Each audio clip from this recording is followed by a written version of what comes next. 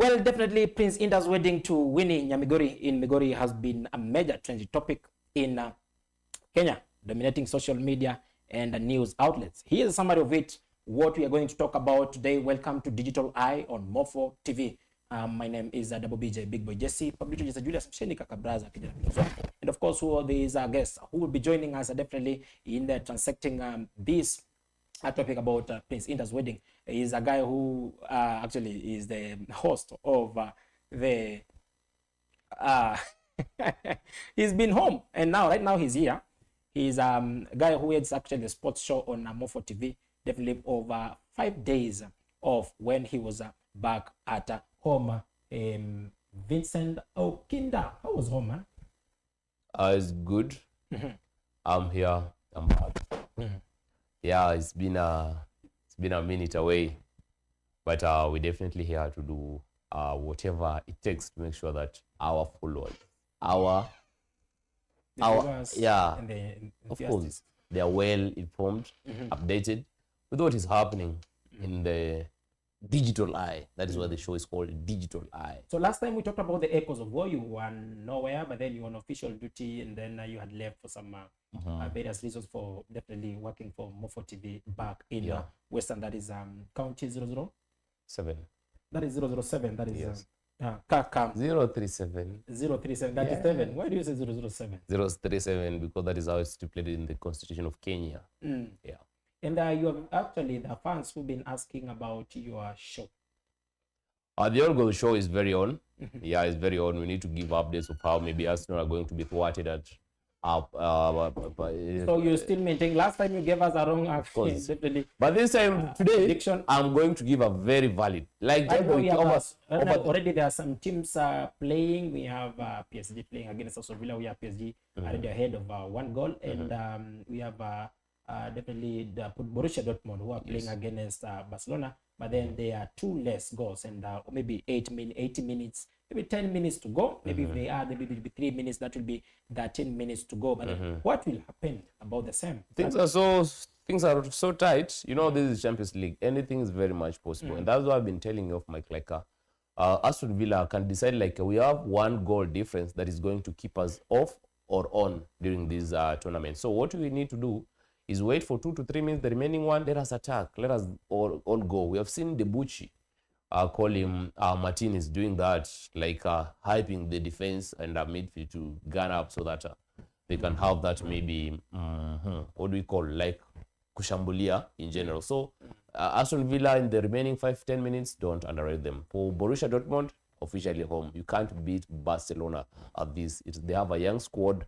They have a zeal, they want to be there. They know Real Madrid are not doing it better. So if at all they won't do it better, definitely PSG. There will be no Spanish giants. So PSG are 1 leg in, Barcelona 2 legs are in, as much as 2 goal difference are making a difference in between them. And then for tomorrow, we'll still give it up for the correct score. So there's still so much to be done in, not pretty so much, but then a little to be done in Champions League, where we shall be having very good teams meeting tomorrow. We have Arsenal, we are 3 goals ahead, meeting Real Madrid, and there's so much about Motada in Santiago Bernabeu, that is in Spain. But then we are not here today to speak about but definitely the On Goal show will be updating us so much about the same on the sports show. But today on the Digital Eye, we are transacting the whatever has been trending so much on the social media platforms about Prince Inda's wedding, who actually been wedding Nyamigori, the lady by the name Winnie Nyamigori in Migori, who has been a major trending topic in Kenya, dominating the social media platform, the outlets. And we want us to talk about the grandeur and luxury. Where we've had the wedding was actually a lavish affair, described as a society wedding of the year with significant expenditure. We had the groom arrived in a convoy of high-end black SUVs, likened to those escorting North Korean leaders. We've had also the guests, including the prominent figures, arrived in a spectacle of wealth, some even by private helicopters. We've had Prince Inda and his entourage were adorned in expensive designer outfits and gilded accessories. Maybe we've had also friends gifted the couple with crisp dollar bills on the stage. So I want us to start with the wedding, how lavish it was, where people have been describing as a society wedding of the year, and the significant expenditure. Prince Inda, to start with, is a high-profile Luo musician, and of course, people have fallen in touch, like have fallen in love with whatever he does. I mean, so you get it like what do I say? Like the wedding itself was predicted, even if it was not predicted, but it was definitely to be a high-end wedding. In the first case, you find like the woman whom Inda is getting married to has not been a celebrity before.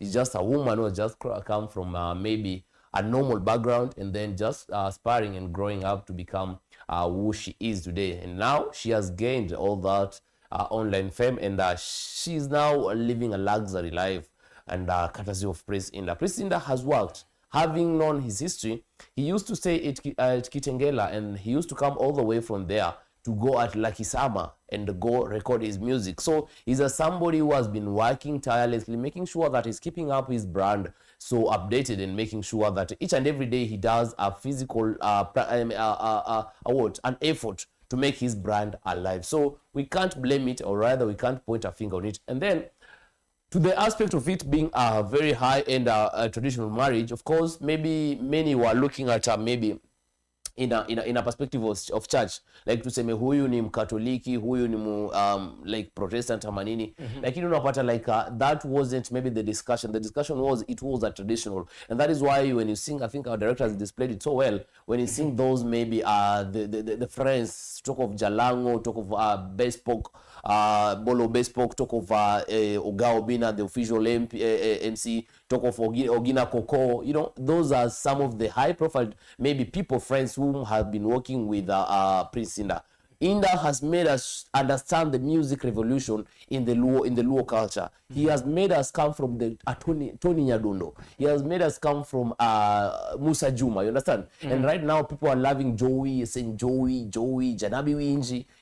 Those are kind of maybe the discussions that are trending over there, over. Yeah. So the thing is, it was expected because Inda works Wednesday, Thursday, Friday, and Saturday. Back-to-back shows. You'll find him at Kitengela, Mulolongo, where he's worked tirelessly. He only rests on Sunday and Monday, 2 days. So, of course, what do you expect? He has given us the best seat, trying also to mix the different kind of genres with given us some music just lately with a certain lady, and then also with the Bahati. So he has tried to make sure that he's giving a revolution to this kind of music. And to those people who attended the concert, or rather the traditional marriages, it was, you find like Siaya Governor James Orengo was present. So that's one thing we should be talking about next time. But then now, actually on our next segment, there is this guy we've talked about. We're talking about Prince Inda. Yes. We've talked about the grandeur and luxury. So when you talk about grandeur and luxury, how lavish it was. But then there is a problem. People have been complaining about the issue of why are they doing it so much about the Nigerian way. They are bringing in the culture of the Nigerian. Look at the dressing code. How Belospoke actually designed the dressing code of the both men and the women was more of something to do with the Nigerian way. So the viewers have been asking so much about it. Why is it that they are trying to go the Nigerian way and not the Luo way? When it comes to Africanicity, we should look at it in general. We shouldn't focus on maybe ethical aspects. Doing like, I believe like Africa is one continent, and if we go like if we happen to go the region wise, that is when we make it like ethnicity. We try to make it sound like it is ethnical, but the Africanicity calls for that. Nigerians, maybe, if at all, like there's a culture in Nigeria that is loved by the Aluo people, or maybe other tribe in the Republic of Kenya, or wherever in the continent of Africa. Why should we be hesitant to maybe tap it and make sure that we are using it. So I believe like it shouldn't be a topic of discussion. Maze. Kama unapenda design flani na unamekubamba, you want to use it. It is all promoting Africanicity. We've never seen such like things happening when it comes to what? When it comes to the white people, or rather maybe to the European side. So I believe like it shouldn't be a topic of discussion, because at one end it makes us maybe feel the pride of being Africans, and one thing about it, because maybe nitakupeleka to the political way to bring it well. Kuna the time nani alikuwa anataka kuna ile time nani anaitwa Muammar Gaddafi alikuwa anataka like to unite one Africa to be a full continent, like ikuwe na president mmoja, you understand? So such like things are able to happen if at all we are trying to promote that Africanicity. You get it? So isikuwe a topic of discussion trying to single out like mbona we going to Nigerian way or what. But why, I mean, kuna ile culture, there's how this guy dressed. The Janabi guys, you know, definitely from the Java guys from definitely Uko, the lakeside. You know the Awashimejis. Yeah. But there's a way they dress. There is their culture. But then why are these, we call them the brotherhood members. Ukiangalia, most of the cases, their dressing code is actually articulating the dressing code of the guys from Abuja. That is Nigeria. But then why? I mean, that's what I've been asking. But then from getting away from that, we've seen the entourage, how it was. Tumeona vijana wamekuja na magari. Zilikuwa mingi. And me, I counted, I stopped at 42. I'm told it was around 150. 150. Yeah, and if you look at them, the past, high-end profiled cars. All of them were KDs. There was no Pro Box. There was no Beats. So as a young man outside there, if you're trying to aspire to become somebody, avoid the low class. Avoid those definitely. You know, we are talking about the Pro Box. Nagari. You know, today actually I had with Aboge Silas, who is our director. The director himself. Call him Dalma Silas. Actually, Dalma Silas. They tell me that the lens. They don't United lens something. Chuma, moto, chumbe. So this guy we were talking, but we got a tembe hapo town. So there is a car we met. This car, okay, the car is so high end, but then is something. So come on, if you look at this car, we were looking for somewhere to have lunch and nyamachoma somewhere with him. And then kuna gari litokea somewhere behind. Come on, if you look at it. Okay, the body itself, then ukiangalia the number plate iko sawa. But if you look at the body, ni gari kikugonga inaweza kupea tetanus. You know what I mean? Yeah. Yani the body itself ile ni mbaya. Yani the body imeharibika. So but for the entourage, the convoy that actually was in that wedding, the grand wedding. Yeah. This guy. Mimi kasema kwani Kenya tuko wangapi? You know, there are some people actually kwani wanavuna pesa. Oh, you know that the unama pesa shomsala kwa mtoto. Yeah, you have a lot of money like a Cyprus tree. Yes. So I mean, I was like, okay, are we living in a different country? Are we living in a country that maybe everybody has a different source of wealth? Or what actually maybe transfer the same? So that's what actually what people were asking about the same. And then I want us now to go to the high profile guests. We saw so many guests coming away from the political side, all the way from the media.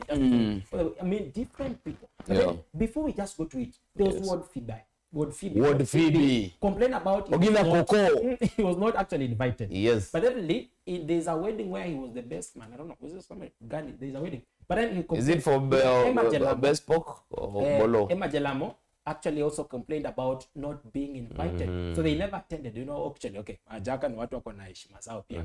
Wako na maringo kidogo. So they will only attend when they're invited. So these guys were not invited. So we're talking about the high profile guests that actually were invited then. We have the invite-only ceremony that attracted a star-studded guest list, actually including Governor Gladys Wanga, who is the governor to Homa Bay. We have also James Orengo, who is the governor to Siaya, or who arrived by a helicopter. Those two. Yeah. Do you mean these guys are getting political? Or is it that the political figures, who are our leaders, are going to try to maybe support the citizens of their counties?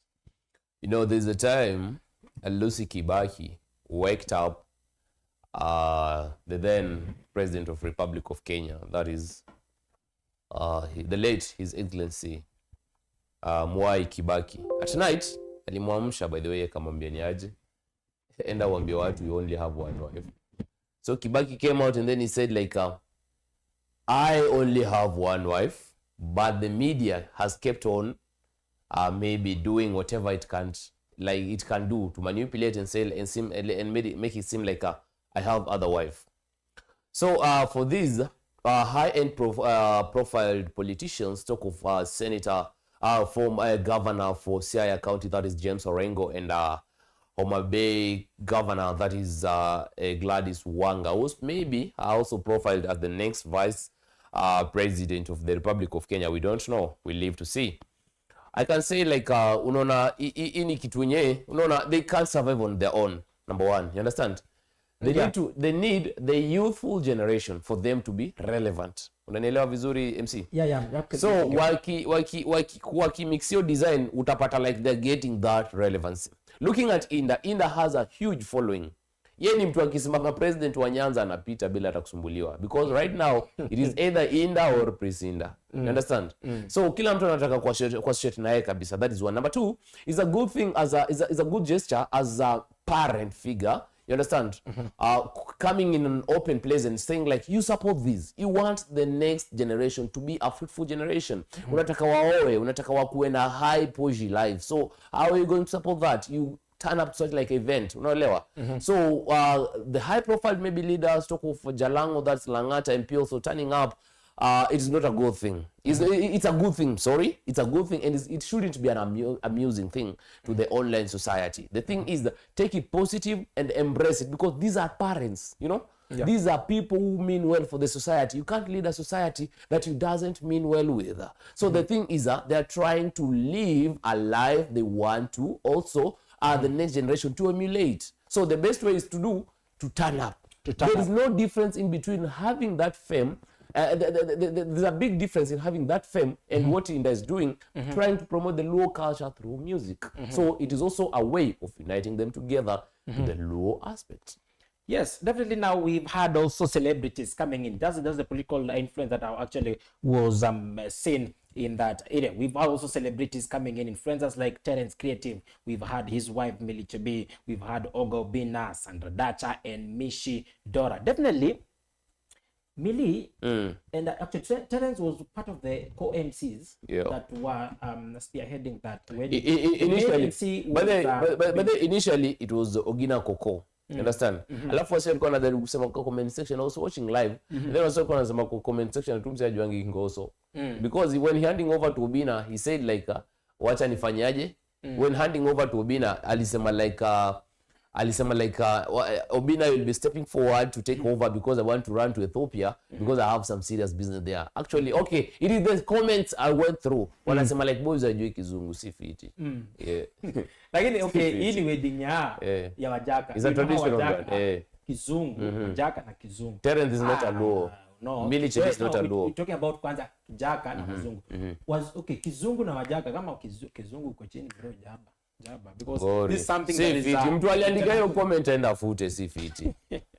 Definitely that is from Vincent. So we've had Ogobina who actually was the MC. Lakini kuna comments I saw somewhere wakisema Ogobina alikuwa amevaa tracksuit. Yeah. But if I look at that I mean the trousers the pants that this guy had done, one of the expensive trousers around. So I was like, okay, wewe ulikuwa unaangalia nini? In fact, it took Obina the guts to post the pant itself. Yani angalia waambie bwana, wacheni kusema hii ni trao. Unajua tracksuit ni kitu 600 1800. But then hii trao ilikuwa over 4500. Jamaa alikuwa amevaa trao ya 4500 and you guys are coming to say ilikuwa the tracksuit. So he posted it because it was designed by Belospoke. By then people have been saying Belospoke when unachoma unavalisha watu ma curtains za window panes, unavalisha unaambia watu you are designer the best designer. I don't want to judge it, but that was the comments about it. So Ogobina actually lit the wedding, and it was actually one of the best. I was looking at it, was like, oh wow. So Obina, definitely we know him is one of the best MCs around, and there's so many people actually who are looking up to him. So he was it, and then we saw Terence Creative who was joining in. Actually Bamba was saying here and there, and then there was Sandra Dacha. There is a clip that Sandra Dacha alionekana akitembea miguu tupu bare chuma alikuwa ameshika hiyo nguo yake ameinua kidogo. You know, definitely I don't know if it was a content creation, but if it's at all it's true, like that that fraud was impossible.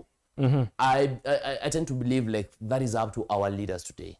We need to build our rural roads. It is not a negotiable thing. We need to make up our inner self. Yeah. So there's a lady of course definitely akitembea kwa maji na ikatrend sana akisema haogopi kudungwa, but you know when they say, there's a saying, it's very difficult to get a woman of the village and get the villageism inside the woman. If she's just a lady from the village, definitely she's meant to be a lady from the village. The villageism inside the lady will still I'm not gonna say that because you're gonna judge me about the same, but definitely that was about it. And then we have this Langata MP Jalango. And of course definitely and the fashion guru Bolos Bespoke, who were part of the groomsmen. But then there was this clip that went viral about Jalango. Yes. When he was trying to steer up and cheer up the groomsmen. Akisema alikuwa amebeba, there was mwingine nimeona na TikTok jamaa mwingine alikuwa ametoa ile chuma ya window pane ile ya kuweka nini curtains. Akisema akiinua juu. So akiinua it was like Joey. But then there are people coming in saying Joey is a dirge cheer song that is done to people who are very fierce in the community of the Luos. Jamaa alikuwa anaogopa kama fisi. Unaogopa kama fisi ama simba? Kama simba. But then kama cheetah ama lion. All the same. So jamaa alikuwa ameogopa sana in the community. But then Jalango is coming in with this song. Okay, it's a dirge, something kind of song. Then inafanywa kwa watu. Definitely we've seen it being done by former Prime Minister Raila Amolo Odinga. Very many icons in the community ambao maybe they are wakati they were now being buried, and then he's standing on the coffin saying Joey, shouting Joey for a number of times. And then that was just fine of maybe giving the last respect to the guys. But then now Jalango is coming in with saying Joey in a wedding. You can imagine, in a wedding, Joey. How do you take it? People have been taking the definitely. Joey. You're gonna say being Joey in a weddings over this guy, Prince Inda. I don't know if we happen to get a Luo elder. Of course, maybe over the week we can have that discussion.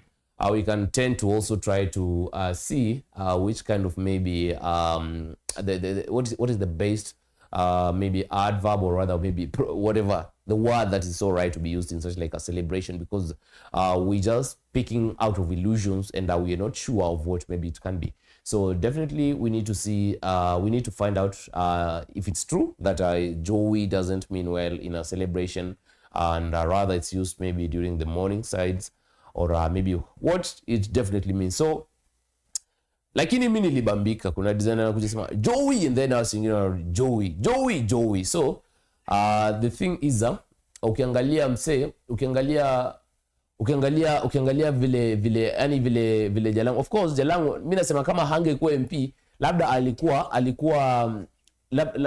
labda angekuwa yeye ndo MC of that event. And Jalango is not new to Luo culture. He understands it in out. Yeye ni mjaka, amezaliwa Jaluoni, amegrow up, so anajua kabisa kitu inafaa iendelee. We shouldn't judge much, but I think as you said, over the week we can invite a Luo maybe elder who understands such like tribalistic about the Luo. We see what after definitely they'll be need to make us understand what happens. But then many people think the Joey is a dodge of definitely people who were dead, so trying to bring it. But then they are saying, and there's one of the 2 or 3 Luos who came in and explained, said, okay, who this is, okay, we view it as somebody who's been fierce, trying to just, from the media industry, ni watu ambao tumeona ambao hawataki ku settle down, but just trying to see Prince Inda wanting to settle down with the Nyamigori definitely is something of an icon, definitely somebody who has to be feared. So maybe they are trying to bring it to positivity about the same.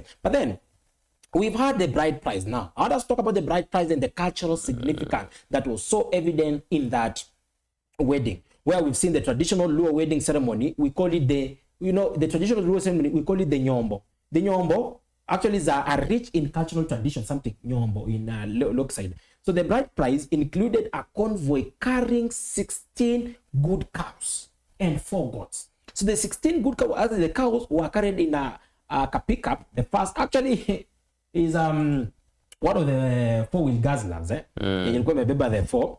And then we've had this. Yes. The definitely 4 goats as depicted in the cultural, the culture of the Luo people. We've had now the bride, who is Winnie Nyamigori, chained into 3 elegant outfits, with one being a striking orange and a purple gown with a gold jewelry. We've had Prince Inda and Winnie solemnize their vows in a blend of cultural richness and modern mystic. So that is the culture I want us to talk about. So beginning with the Nyombo itself, we've said it's the culture of the traditions, how it was done. He was actually forced to give 16 cows and the 4 goats. In maybe the culture of the Luyas, what happens? In Luya, you know, sijui kama huku Ujaluoni wakipeana like inakuwa imeisha. But in Luya, you find like such like a woman being married to a high-end maybe person in a society. Unapatanga like your marriage inakuanga you bride, the bride price ama nini, hiyo mahari, ndio inatolewanga endlessly, like maybe mzae akikaa hivi akifeel like umemuongeza mtoto wewe kama mwanamke, ana feel like acha tena aenda apige asante. Unaelewa? So sijui kama Ujaluoni wanaitoa full. Kama wanaitoa full, then it is worthy, because nimesema like earlier on I said like this is a woman who has not maybe been in the celebrity, she hasn't been in a celebrity eye, you understand? Yes. So wengi hawajamjua sana before she became who she became yesterday. So we can't look at it and then say like nini hapana. But what I believe like maybe that is not enough, because at some point maybe she'll make Inda so happy. I believe right now they have 2 or 3 children. Kama kimongeza mwingine Inda sema ni aje, my wealth is also growing, so I also need to like upgrade and add something to your parents, because it's a way of just saying asante to those parents, not paying them definitely, as maybe it can be seen in other aspects. So what I feel like it shouldn't be like imeisha hapo, if at all, kama ni Uluyani ama other cultures ama societies. Nyombo yetu ulanganga ni dawari ihwe. Ihwe, that is how we do it in ihwe, that is how we do it maybe in the Luo side and Luya side. Ihwe from the girl side. So that was actually what has to be done in the Nyombo, where we had 16 cows and 4 goats that were taken to the Nyamigori's home place, and then they had to whatever happened. So that's actually definitely it happened on that side. So I want us now to talk about the online reactions and controversy. There was so much controversy about the same, and how did maybe the online family reacted to the same. So now we have the wedding that went viral on social media, definitely, with many praising its opulence and the celebration of the Luo culture. However, the display of the wealth sparked mixed reactions, with some Kenyans definitely on TikTok questioning the fake lifestyle of Luo men. Some online commentators like we have Diana Ross harshly criticize the aspects of the wedding, including the outfits. And there was this hashtag that really trended, that Prince Inda wedding has been widely used. There was that definitely that the hashtag. So let's begin with the display of the wealth. We've seen so many men. Actually, Bello spoke. We've seen the ladies. So many, I mean, about the bridesmen, the groomsmen came in gifting the Winnie Nyamigori dollars. Does it mean the Kenyan shilling has really dropped its value? Because definitely, kila mtu alikuwa dollar, money, dollar. It is that song. In the morning,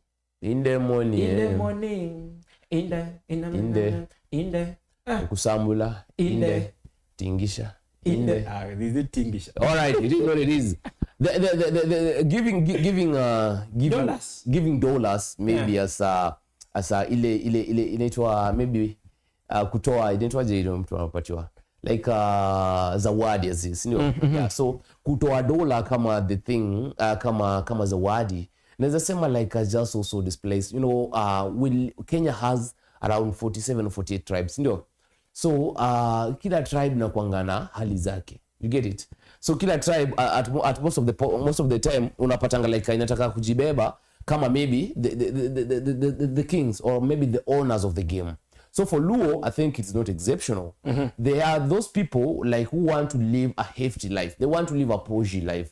Hata kama atakuwa like hajajinga kwa. I saw the other day George, the former bodyguard to Raila Amolo Odinga, was highly praised with the online society because walikuwa na feel like uni msee mwenye make a difference. Many of them maybe when it's their last day on earth unapatanga like hawajajenga ama watajengewa and all those stuffs. Lakini unapata huyu George alimbali kwa bodyguard wa Raila alikuwa praised sana because he had just managed to build a mansion. On the other side, naweza sema like ukiangalia the good thing about this Luo wanataka the Luo society wanataka ku make sure like wako na ile display ya high end life. Hata kama ni gari utapata like maybe ule mjaluo ambao anajiweza anaweza endesha kitu kama Probox kwa mfano tu, anaweza endesha Vitz, unaelewa? Anataka endesha ile gari ambao labda it is reasonable, gari yenye inaweza enda event zozote hii Kenya, unaelewa?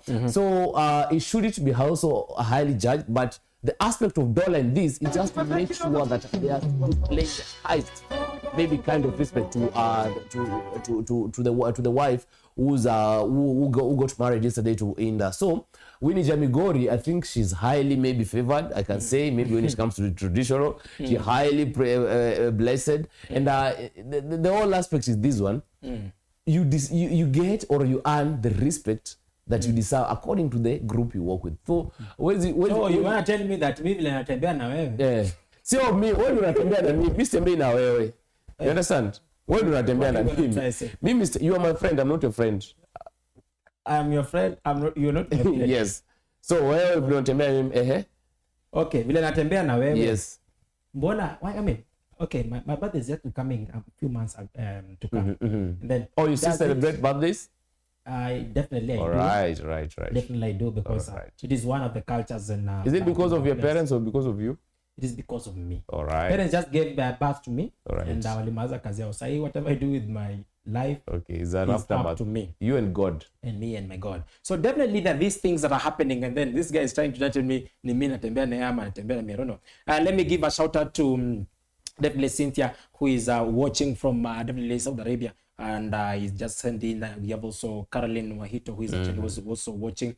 We have so many people joining our live in that is on More4 TV. And if it's your very first time joining our this channel, kindly consider subscribing and be part of the family. We are almost getting to 1,000 subscribers, and I know there's so much lined up for definitely for us in ahead. So this is the Digital Eye, and this is the episode 3 of the POD, the podcast definitely. And who is joining us is Vincent Okinda, who's been away for almost 3 days. The last episode we never did, we did it in his absence, and today he's joining us for this discussion on the wedding of Prince Inda and Winnie Nyamigori. But now I want us now to transact this definitely this episode about this a viral incident that actually now it was the parting shot of the wedding about this guy by the name Salome Obise. Salome Obise is just a villager in definitely at the backyard of Winnie Nyamigori as a village, who is a 30-year-old man. He garnered the significant attention for dangerously clinging to the landing gear of a helicopter, carrying a YouTuber definitely that was Oga Obina as he took James Bond the wedding. And the police are currently searching for him. Definitely tomorrow on social media tayari ameshikwa. So Salome Obise jamaa aliamua hivi. Okay, mara ya kwanza when I saw the video, mara ya kwanza alikuwa amesimama hapa, now the wedding imeisha and Ogobina and the crew are leaving. So jamaa zimeketi. Okay, wameketi. And then the crew definitely the pilot akaamusha. So the propellers are going on. So when the propellers were going on, there was those security officers who were there guarding manning the helicopter. Walimbeba mara ya kwanza, wakashika, wakabeba, wakapeleka wakamtoa hapo. So when Ogobina and the crew wakapanda ndege, wakaketi, after some time, the guy, I don't know how he escaped from the hands of those guys, the security, akarudi hapo at the entrance of the helicopter. So jamaa akasimama hapo tena. So when now the helicopter is getting in the air, definitely ukipata watu wa science, they'll talk about the Bernoulli's theories, where we have an increase over the velocity. What happens to the pressure? The pressure definitely is decreasing, and then it happens that helicopter inapanda. That is the Bernoulli's theory. It's like we get into that to explain so much about the same, but that is the science behind the propelling effect of a helicopter. So wakati inaanza kuenda juu, the guy was very smart. You look at how the ego, times are maybe on a bird or anything on the ground. It's coming with the claws open, very ready to take up the object. So the guy was like counting 1, 2, 3, 4. After some time, when now the helicopter is ready to airlift, inaingia tu kwa hewa hii, the guy clinched on the helicopter. So ikaenda juu. So it was we can say the guy was very lucky, because on the side yenye clinched on the helicopter, ilikuwa side of the Gobina, who is one of the influencers definitely in the media industry. So he was able to see the guy. So he notified the pilot. Akamwambia, no, there's something fishy. So definitely the pilot was like, what's up? What's happening? Kuna jamaa ameshikilia helicopter. So when definitely the guy is checking, akaona yenyewe nyuma kuna jamaa imeshika. So what happens is that the guy wakati ameshikilia helicopter tayari iko kwa hewa.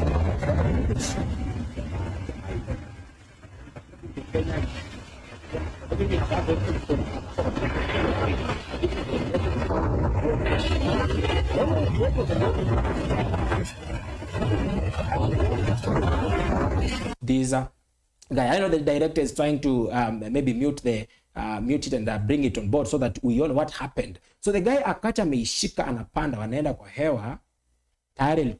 The pilot ashakuwa notified there is a guy. So my question is, imagine if anything weird would have happened, that hii jamaa imeshika na maybe nguvu zimeisha kwa mikono, ameachilia, ameanguka chini, aanguke na shingo, ivunjike, ama kind of something. Na maybe to cut short, life yake ipote. Yeah. Do you think wangesema kwamba Prince Inda sacrifice this guy Obise in his wedding? I think just looking far at your laptop at the other end, from the senior himself at Maurice Ambaisi is also locked in. Yeah. Or he's also watching. The senior himself at Maurice Ambaisi is locked in. Wherever you are, senior, God bless. And God keep us going. We thank you for that. So anyway, I was saying like, okay, after the incident yenye ilitoka Bungoma, ile yenye uliona like kuna mtu ambaye alihang kwa ndege, and they gave him a name like the Kenyan James Bond, and then sijui kesi yake iliendaje to this one also. As much as he wasn't injured, that should be something.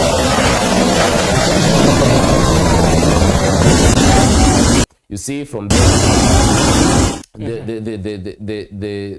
he in the first dare, he was taken away. Now in the second attempt, that is where he just ignored everything. He waited until the helicopter was taking off, and he really clinched on it to make sure that he's going. You see, in the first attempt, he was taken off by the security guard, let me say, and then he came back just to impress the Umati. You understand how it is? Yeah, so he came back, and then there is where he took on it. Very smart actually in the calculation. His timing was so right, like his timing was just best. So that is why he also took off with the airplane, and then is not with the helicopter, and then is not just a good thing. So I can say like in Kenya we have reached a stage where people do whatever they can do to trend. Let us be honest with whatever it can be. People do whatever they do to honestly trend, and it's either you're trending in a good way or you're trending in a bad way. You get it, Joseph? Yeah. So the thing is this one, as much as you're doing this, ask yourself, how about your life? Ask yourself, how about the children, your family, your wife, your children, your uncle, your daughter, your parents, who are still just looking at you to make sure that they can do, or they want the best out of you. So si kitu fiti wewe unajipata ati like unajipata like unafanya kitu ndo trend so that watu wanaweza kuona in the fact that, and then the second thing, having listened at the kind of conversation that it was happening there, I also tend to understand like nilikuwa naona he was trying to borrow some money from Oga Obina. You understand?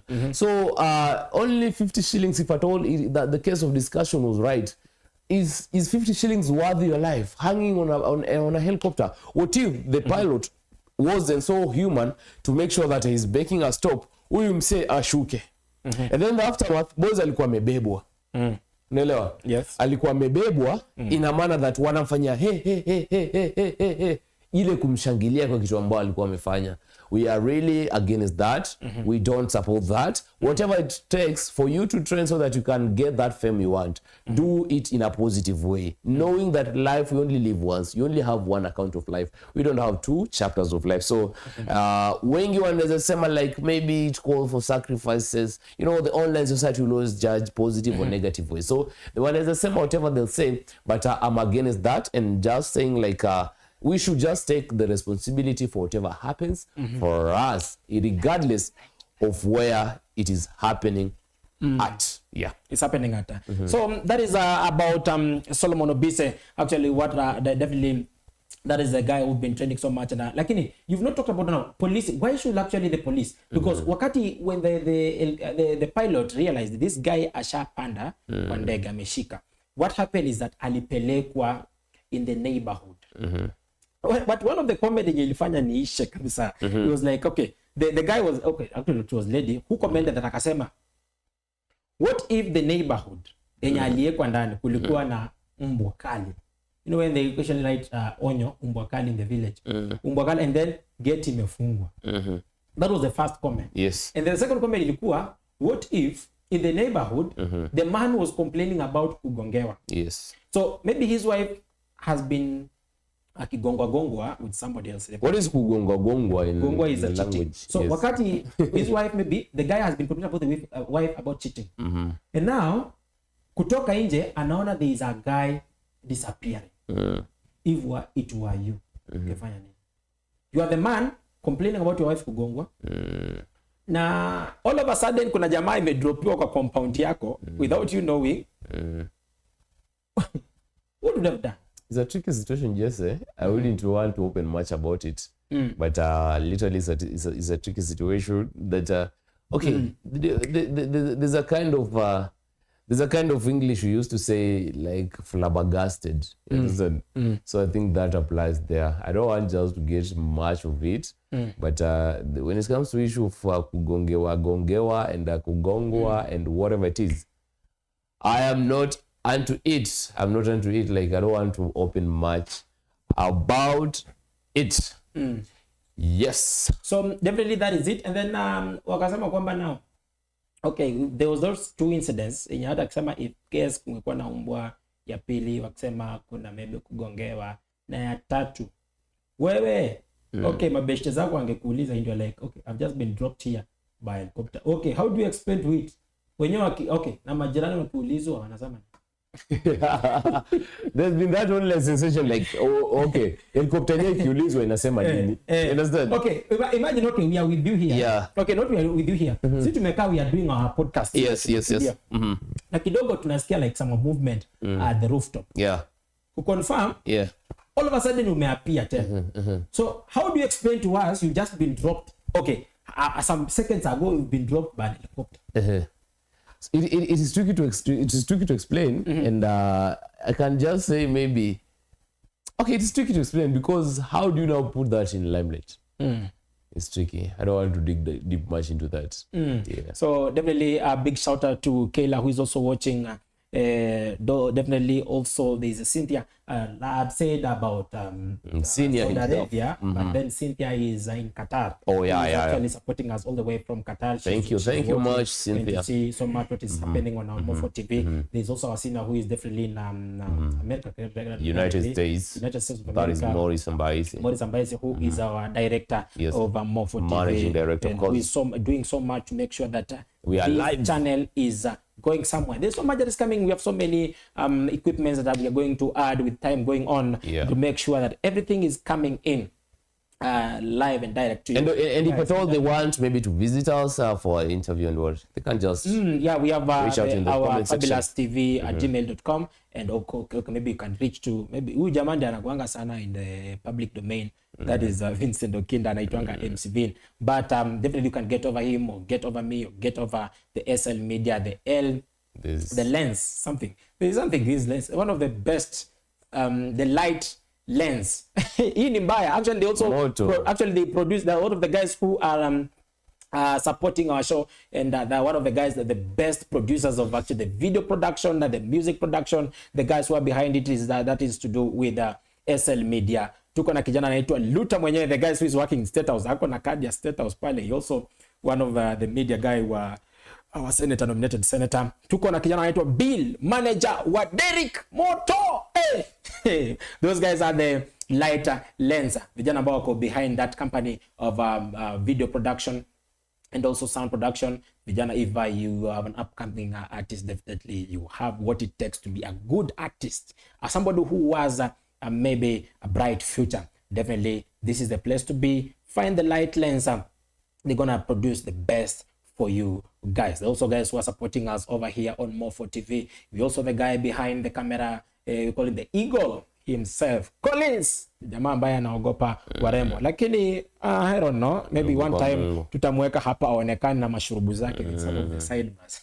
You definitely gonna love it. So we've been on our third episode on our podcast, so that is on the Digital Eye show on More4 TV. We've been definitely talking about this issue to do with the Prince Indah's wedding that has been sparked so much on the online reactions and online media and family about the same. So I want us now to talk about, delve into something very small about Pastor Nganga. Commander himself. Kijana, there is a video Commander that has sparked so much reactions online. Commander alikuwa na preach. So when he was trying to give a teaching in the church, and this has actually gone international because there's so many people from the way Tanzania, Uganda, even all the way to USA, and so many places walikuwa wana complain about the same. How do a pastor or somebody from the religion actually slap a congregant in a church just because of sleeping? So Commander alikuwa na funza kidogo, something actually Commander alikuwa anafunza maybe from one of the teachings in the church yake located along there is a Shell petrol station over there, Mombasa Road. So was the main, that is the main headquarter. So when he was around teaching, he realized there was a guy who was sleeping in the congregation. But pia ubaya huyu kijana huyu mzee alikuwa amekaa mbele hapa, umekaa mbele ya watu hapa from the VIPs. Na jamaa ikaanza kukula usingizi. I don't know alikuwa kazi sana usiku or what happened. Maybe you never know about. Maybe is a guy who was a night shift, or maybe he's a watch guy or somebody. But the guy alikuwa analala. The guy is preaching but alikuwa analala. I want to get the frustration, maybe how the commander alikuwa frustrated, because I don't just coming and slap you. Okay. Tunataka tuchukulie kama this was your dad. This was your uncle. Or your uncle. Yeah, ule uncle wako mwenye alienda Nairobi kupata miracles kutoka kwa Commander. Akuja atishe kwenye kijiji. Akapata ukiangalia the TV kwa sasa, because it's sasa TV, unaangalia unaona kuna uncle yako. You are analimwa makofi. Amelimwa makofi because ilikuwa ngumu, unaipiga like hey, moto. If you try to play it on repeat mode, it gives a different feeling, you know? Boys, Commander. So this is the guy mwenye ameenda kutafuta miracle, lakini anarudi na makofi. Moto. Mabare. Toka hapa na makofi yako. Where are you coming to? So I mean something that was like, okay, people are coming in and ganging up against the pastor. Me, I can try to get, because in a way sometimes I also give some teaching somewhere else, but not in the religious aspect, but somewhere else which I want to definitely talk about it here. But then uko na mtu unajaribu the congregation you are talking to. Yes. And you realize the people you are talking to, kuna ninja hapo imeamua tu kulala. If you want now to put yourself in the shoes of Nganga, what would you have done? Okay, these are religious issues. I hate drama. And one thing, it needs a cautious approach. You can't just use it literally like Jesus laughed or maybe chased away congregants in the church while they were doing business, and then you just go normal on it like unaifanya tu like ati pia uko na hiyo authority ya kuslap mtu kwa kanisa ama kumfukuza kwa sababu labda analala ama anafanya nini. That is how maybe the Bible says my people are suffering because of lack of knowledge. You understand? Unakaa hapo unapigwa makofi ati kwa sababu unalala, and then like you just take it like who said that? Yo, mimi ndakuamkia na mangumi tupigane hapo hivyo, tumikwambia hii ni mapepo pia. So ujue kama utakuja physical ama utafukuza mapepo ndani yangu, because we can't just carry it as a business. You understand? We can't just go carry it as a business. Unapiga nani? Unapiga nani? Okay, how about the child to this man? Mwenye ako nyumbani na budake live pale kwa Sasa TV, and then Buddha tunajua kama ni mapepo unafukuza ama ni Biblia unafuata. It should be taken as normal. Why are you slapping me? Yes, walipiga watu kwa sababu you come to sleep in my church and okay, I am here willingly. You understand? You have just but you're not coming to sleep here willingly. Without my presence here, this channel will not be here because you not be utaonyesha wase watu wako church yako. You understand? So the thing is on Jesse. The thing is my people are suffering because of lack of knowledge. We shouldn't take that as normal as it is. And I'm very furious at this because huyu ni baba ya mtu, huyu ni uncle ya mtu, huyu ni ndugu ya mtu, huyu ni mtoto wa mtu bana. Lakini ndugu ya mtu nalala pale mbele ya watu. Okay, tunalala kwa sababu gani? Stress za maisha. Wewe unaniombea stress ishe. Unaanza kuhubiri. I saw another video anasimamisha msichana, there's a certain woman anamsimamisha, I don't know if the director can get that. Anamsimamisha anampeleka mbele, anamwambia naikuona imango wimbo gani? Madamu anamwambia mimi na tu gospel. Anamwambia anza kuimba. Before the woman goes to the next dance anamwambia like what are you wearing? So Nana, as much as maybe the biblical aspect can be written that way, he shouldn't apply that physical. Okay, hold on. I have a question just on the same note. Yeah. Are you forced to attend these services? Because actually, sometimes I get worried about Kenyans. You look at this guy trending definitely over controversial aspects and of the character he has. But then you're just somebody coming in from your village. You board a vehicle or a mat, going to town to just attend this service. Nana amekutoa kwako kulete huku kuje ulale. You have your best friend somewhere you can go and sleep. Bro. Mimi nakutandika. I was happy about it when the director was coming and I go and anarudia and go chapa. Because okay, will you come to okay, Nana anafanya hivyo. Of course anajua like over the week amekuwa kitendo. There is a woman who went to that church. Yes. Neno evangelism. Ndio. Akasema ni aje? Okay, there is dressing code. Of course kuna mwingine amemlipia nywele. Shout out to that. Because alimwambia ni aje? Mbona unafanana hivi? Akamwambia ni aje? Amefunga hicho nywele vizuri akampatia pesa kadhaa ende ashuke nywele. To the boyfriend of that woman, we are sorry but that is not maybe your girlfriend or your woman was to this issue. Kuna issue by the way, kuna siku fulani yes, if you remember so well, kulikuwa na mama ambaye alienda pale kanisa akamwambia ni aje, basi mimi nimekuja hapa mlango wangu imefungwa. Nganga alimwambia ni aje, hapa mimi silipi rent. You understand? And then the woman got some limelight kidogo through some maybe online help, akapata kazi na akalipiwa nyumba for some good months. To this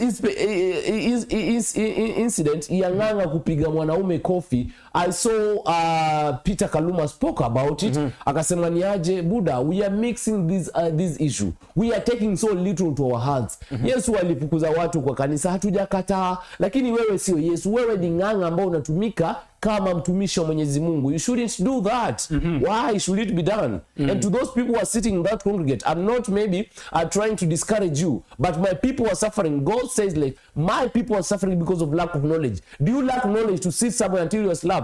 It's not right. Why should you be embarrassed to that level? Umaendako uombewe. Kama uko na stress ndio maana unalala, patia kuamshe bana. Wewe kazi ya mchungaji ama kazi ya kiongozi wa kanisa, you are like a parent. You take care. These are young souls. They need to mature. Why you do that? Nanga hajafanya fiti by the way.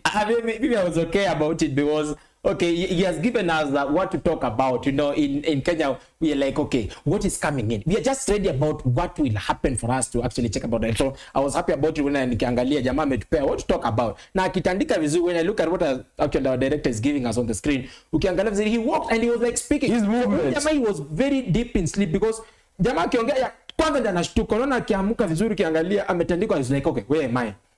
Kama akaongezwa wengine alikuwa amelala, amevaa makofia ya Uislamu, so he's like, okay, what are you doing here? Akaongezwa wengine ya mgongo, and I was like, okay, there was something very comical about it, na nilifurahia sana. And then pia niuliza, unaona I like the response yenye ilitoka to the next maybe. Let it go, sit next. Alimuuliza mbona unaacha, akamwambia kila mtu abebe msalaba wake. Yes, which is okay. Wewe umebeba msalaba usingizi. See, mimi okay. The first thing is to inquire, why is the man sleeping? Why? Okay, I know this. As a good leader, why is the man sleeping? The second thing, labda akonja. Unaelewa? Huyu mtu amesacrifice ya moja yake. Hao watu wamekuja kutolea sadaka. Bila wao kukutolea sadaka, hiyo kanisa haitakuwa hapo. A church as much as it is online community. Okay, there's an online community na ndanga. Walienda juzi hapa Rosambu, si wewe pasa alitoka mbio. The online community you're talking about. It shouldn't be happening that way. The thing is, respect them. Ameleta so yake, ameleta chwani yake, respect them. You put them together at the end of the day, that is 5 million. You paying the rent for that, you driving heavy machines. No, listen, they are walking. No, listen, Jesse. They are walking. Wanatembea. Driving 2 legs. You are driving a 4-wheel on a Subaru. You understand? They're driving Subaru. That is this. No. Walking helter-skelteredly each and every day. They are late for your service. You are driving a heavy machine. Driven. You are being driven. You're not even driving yourself. You have a chauffeur. You have employed them. A number of them. You have not one. You even have a circle of matatus in this republic. When you're driving, so the thing is, respect. Like listen, to make the spiritual aspect, to make the literal aspect, you are slapping your employer. Whom do you want to pay you? Akienda ile na watu watano, hiyo biashara income yake sitashuka. But there is something. Shouldn't be that way. You look at it.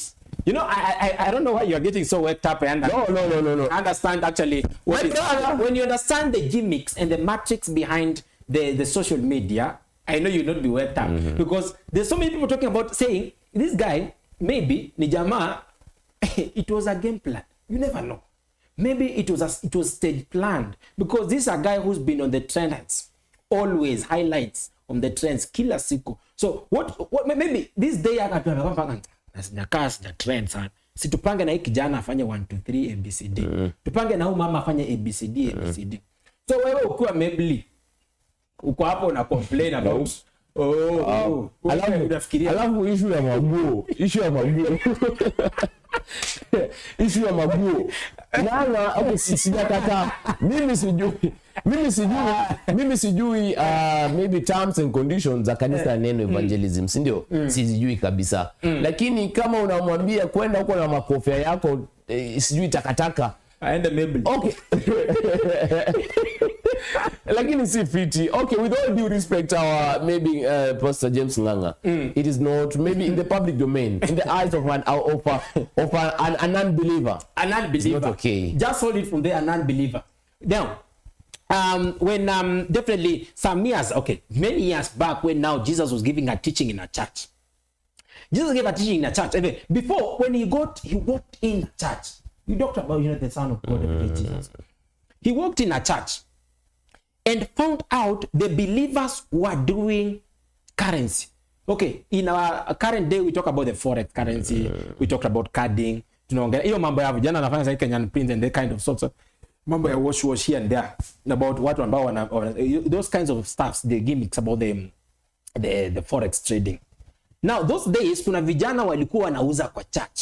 So when Jesus walks in, he realized that kuna watu wanafanya biashara ndani ya hekalu ya baba yake, who is definitely the God. Nasikia alitoa mshipi, but okay, there's something I also ask myself. Don't tell me kama niko kujaba, but jamaa alikuwa anavaa shuka. See, okay, from the videos we usually check. Ako kwa shuka. Alitoa wapi mshipi yenye aliingoa akaanza kutandika nayo watu. Not once, not twice. Tumesikia Nganga akirudia hiyo kitu. Sijui kama inampendezanga sana. No, talk about kwanza mshipi. Ilitoka happy when is the guy done in a that's an illusion. You understand? So we shouldn't dig deep into that. What I believe is this one. Whichever the way aliwa chase, alisikia vibaya. Kuna wakati, you know, I'm a spiritual man, let me bring you to this. Kuna wakati Yesu alienda kuomba, na wakati ambapo alienda kuomba, akaambia Peter, John, I think walikuwa the three disciples, akamwambia aje, bakini hapa, I think it was an hour before maybe his crucifixion. So wakati ambapo aliambia bakini hapa muombe, akaenda akaanza kuomba wakati ambapo Musa walimtokelezea, unaelewa, manabii wa kitambo walimtokelezea. Sijui kama unanielewa. Nakuelewa kabisa. Safi. So wakati ambapo manabii walianza kumtokelezea, ndo yani wala manabii, so akaomba jasho likawa limemtoka nini. Wakati ambapo alirudi akapata Petero na wenzake wamefanya nini, wamelala, unaelewa. Hakushikwa na zile hasira kwa kashifu labda kuwapiga. So ukiwa umepata nafasi ya kuweza kuhudumu kuwa kiongozi wa kanisa ama like kanisa ama like okay, kiongozi wa maybe dini ama nini, sio vizuri ufanye nini, sio vizuri uchukulie haya maneno, kwa sababu huyu unayemlea ni mtu ambaye anataka kukua, unaelewa.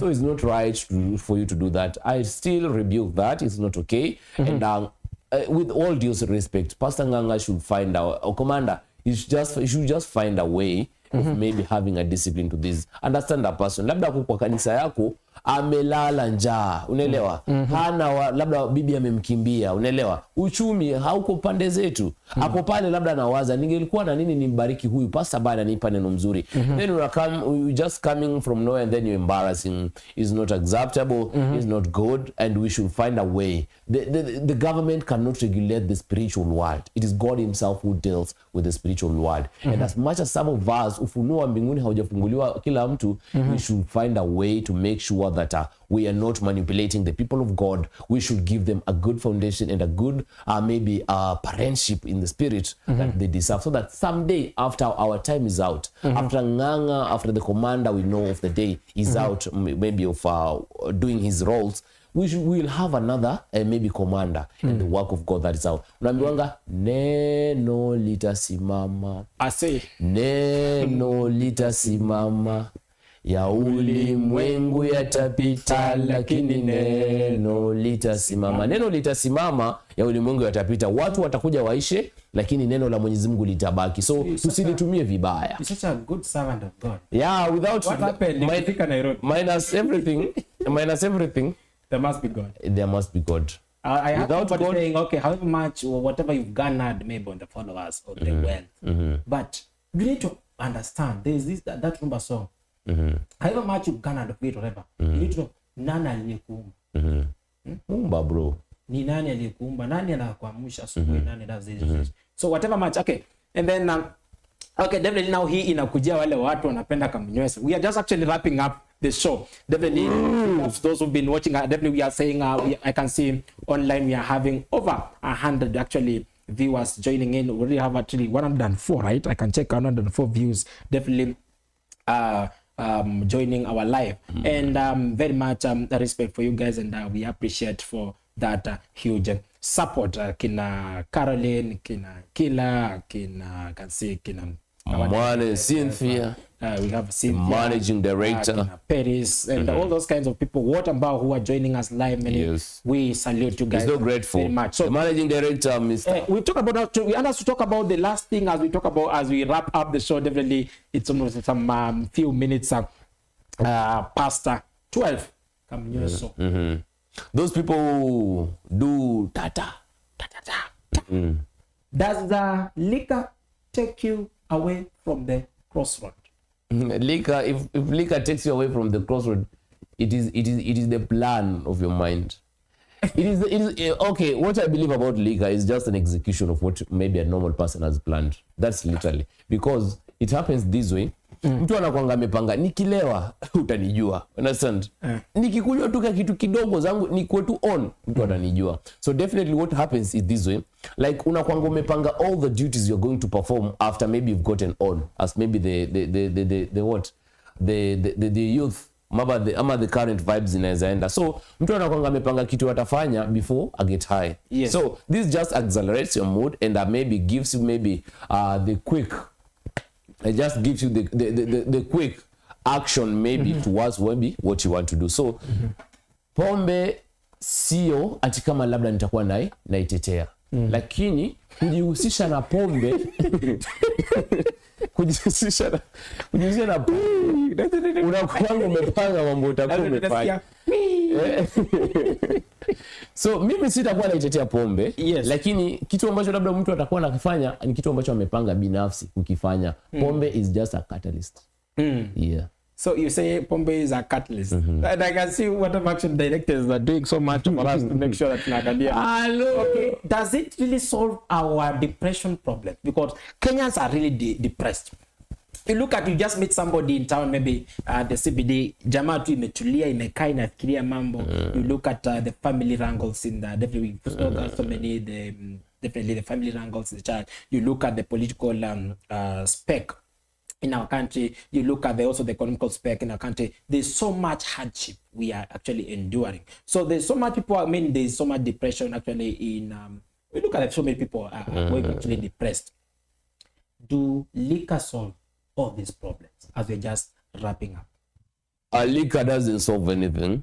A liquor doesn't solve anything. Literally what it does, it just... Answer this question. Is liquor sweet? I've never tasted.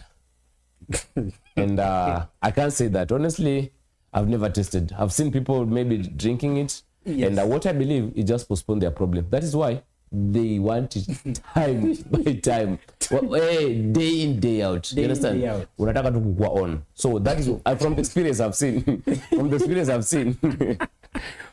I've seen, I think our director is just doing some good graphics. Well, from the experience I've seen, people around me, because I've never tested it. And what I can just say is like, ni kitu inawasaidianga kusongeza shida zao. Unaelewa vizuri? Yeah, because unapatanga kama uko na besti yako mlevi, kila wasaa anataka tu kukunywa.